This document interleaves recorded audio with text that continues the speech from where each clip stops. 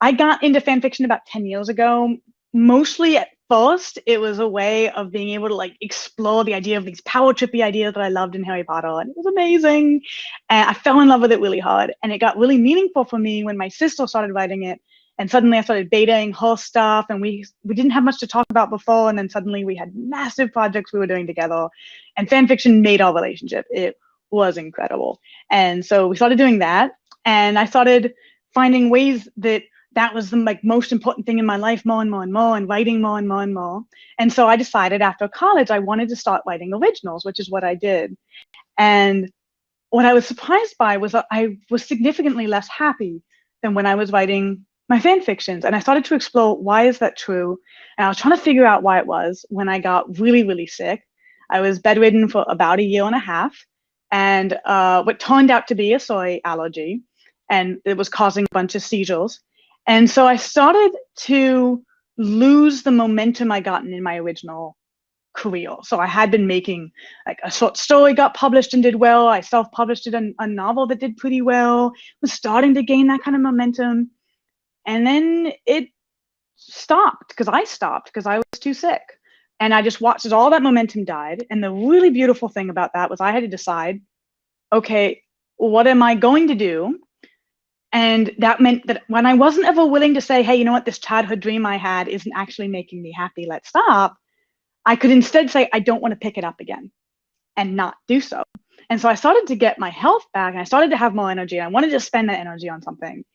And I started fan fiction recommendations as a way of having it that you could find stories more easily and find fan fictions more easily. Maybe more people would read them. And when I found someone who was like, oh my God, I love the idea of fan fiction, they would also like, I'd ask, why don't you read them? They're like, well, I can't find them on the internet, so I don't. And that was sad for me. So I was like, hey, you know what? I'm really sick, but I can still read even if I can't really write anymore.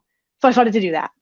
And then we thought, hey, you know what would be really cool as I got healthier than that, is start talking about like how to teach writing to people who were really new at it. And I found that teaching writing meant I was finally really improving my writing in a way I could never do before. That was new. That was amazing. Oh my gosh. So I was like, okay, you know what?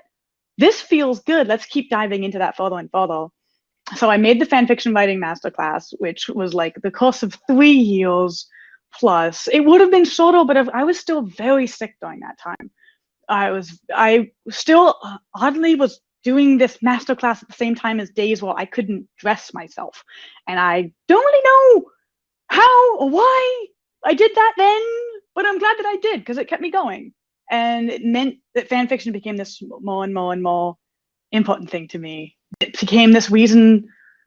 It wasn't a reason to live, but it was a reason to get healthy or to be healthy that particular day. And so it was like, you know what, I really want to do what I can for, you know, eating the way I have to be eating, and trying to move when I'm exhausted, and trying to sit up when I'm exhausted, because I love writing and I love fan fiction, and I want to make this thing that I started. I love making this writing class.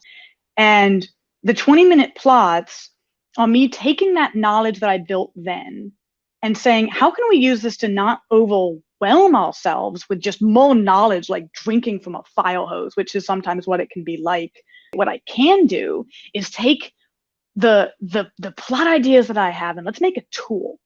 Let's make something where by just following the instructions, I can write these way bigger plots than I otherwise ever could.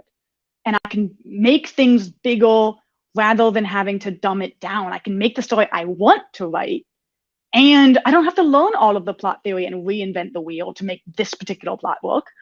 I can just buy wheels and stick them on the car and have the car go. Great, awesome, done.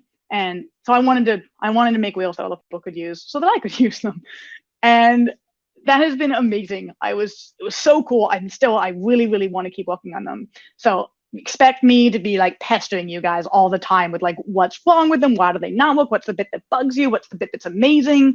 How do you, like really, really, I'm going to want to pester you guys for feedback so much, because I love these things and I want to see what we can do with them and how far we can go. Like, I know there's not just 20, there's more of these things over time, and they're going to get more and more specific, and they could, and how specific is helpful. And it's going to be a journey, and I can't wait.